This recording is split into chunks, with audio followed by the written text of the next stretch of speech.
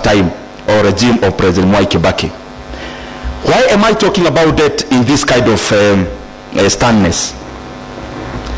We are now talking about 10 trillion to 11 trillion depending on where the currency is, because 50% is denominated by a currency, not other currencies, not ours. Now, if you check our debt to GDP levels, and I want to agree with Bernard, this is what happens when you are making a budget. You have to address the issues in your country, but I have also seen we are not as sovereign as we purport to be. Developing countries are not as sovereign as it appears, because when you are doing revenue raising measures, for example, some of those things are conditions from people you want to borrow money from, without mentioning the exact ones. I can see in your faces you already know them. So, are we together? Ama nipuguza hii maneno ya economics ya kiasi.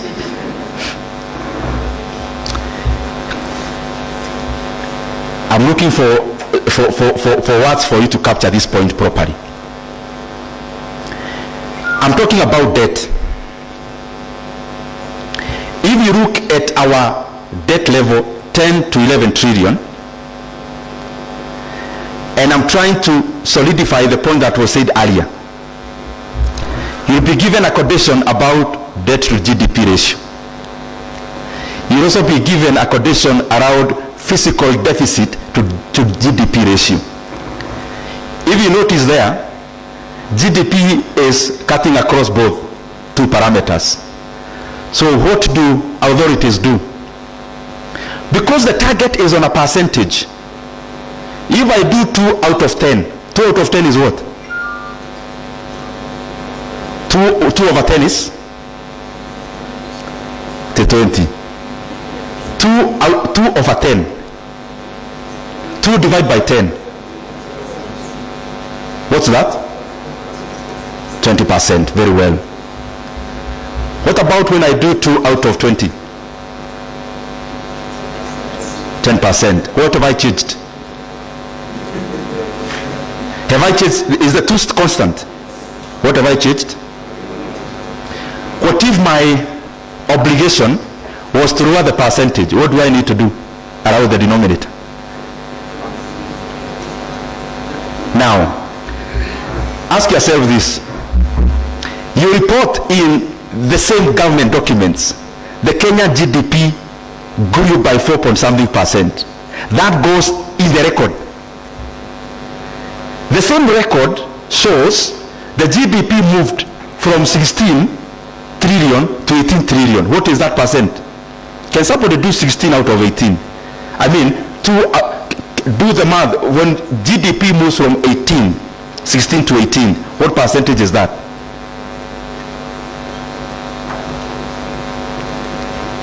That is 2 out of 16. 12.5. Okay, they will argue one is real, the other one is nominal. You can even discount inflation out of it.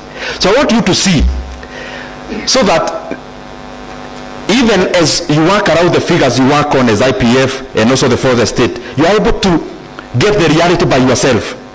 Because if the economy has grown by 10%, then it should reflect also on the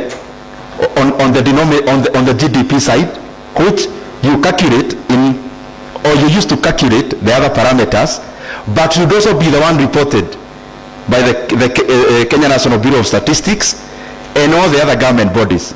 I hope I'm making sense. You don't need anyone to tell you the economy of Kenya grew by what percent.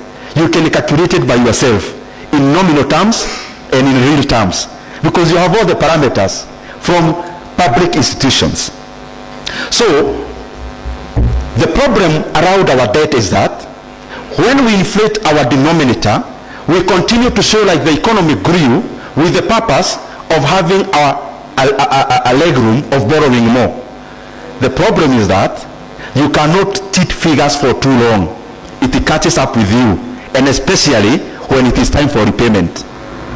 Debt management is everything else. it catches you around repayment. Now, we are spending over 1 trillion Kenya shillings in paying our interest rates. Over 1 trillion Kenya shillings. Now, whether you inflate GDP or you condense it, that is actual money that actually have to be paid. That is where it catches you. Because you may come and say, you know, our fiscal deficit to GDP ratio is 5% or the next, or the other figure. That's fine, it goes to the books. It will catch up with you when it's time for repayment. The other things I want you to, I'm just provoking your mind so that you go research further. I saw headlines in our newspapers the other day, in jubilation, that we have done a very good thing, because in that year of 20, I think last year or thereabout, we were able to repay our Eurobond. And the people in this hall, because I can see you are able to dig deeper.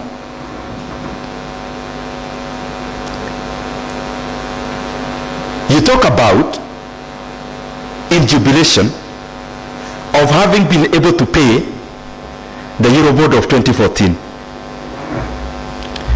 And it comes out as headline as a jubilation for the country.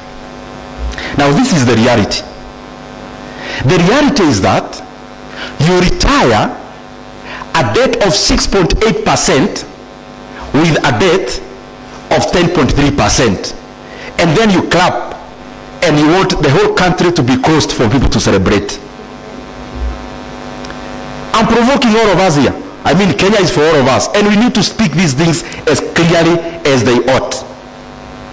You cannot go and take a loan from Shylock, you pay a bank, and then you go home, and people should celebrate you for taking a loan with an interest of 20% to pay the one you had that you are paying 12%.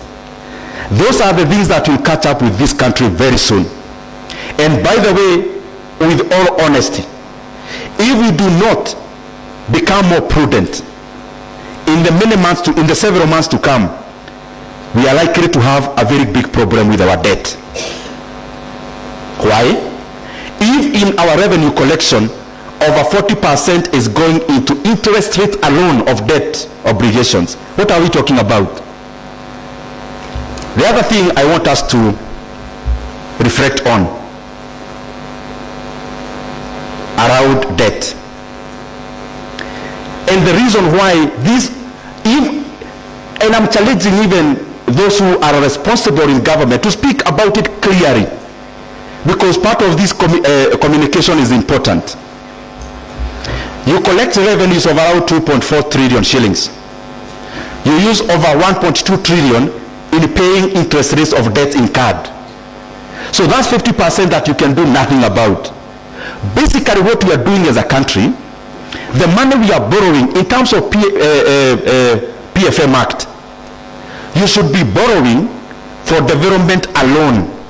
But even by doing the math even with a pencil, if we take our revenue collection, you remove CFS, you remove salaries, you're already in red. It means the money we borrow, some of it is for budget support, and clearly that money is for recurrent. You don't need to go very far. Just this data, just do the math around this data, even with a pencil, you'll get the correct figure. So this issue of debt, if we are not progressive enough and prudent enough as a country, in just a few months to come, we will see the ramifications. We do not want Kenya to be a case study like Sri Lanka in the year 2002, in the year 2022, 2023. The primary reason was debt. The issue around Zambia never descended too much because there was a new president who had to tell their country as it is, and they restructured, or they started or attempted to restructure. Ghana never had that luxury. They actually defaulted. Now, if you receive 2 shillings and 1 shilling is already going into interest rates of debt incurred in terms of interest rate, and the other shilling remaining cannot pay even the recurrent expenditure, I mean, there is work to be done there. And I'm saying it so that we provoke our mind, we think, not with the aim of just talking, but also providing a solution to it. Therefore, you must have seen sometime last week, last week, I saw the National Treasury had put up some communication which was recanted very fast about a visit to China. Visits to China currently or other bilaterals, I can assure you, will be about debt primarily. Because we are almost at a cliff in terms of debt repayment, and especially interest rate. The problem is that when you go to your creditors to discuss about